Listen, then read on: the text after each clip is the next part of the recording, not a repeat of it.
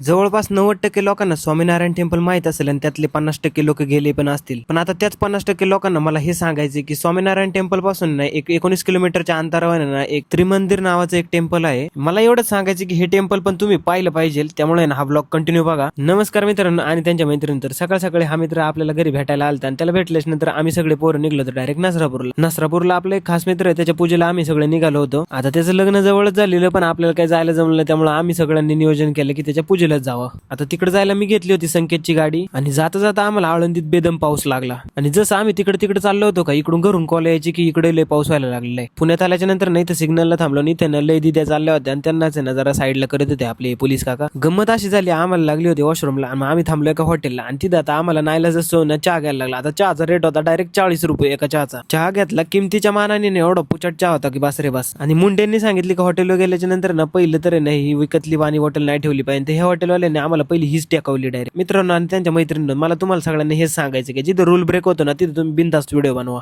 जाता जाता मर्सिडीजची सगळ्यात जुनी गाडी दिसली, लय भारी होती. आता तुम्हाला कोणाला माहित असेल ते कमेंट मध्ये सांगा.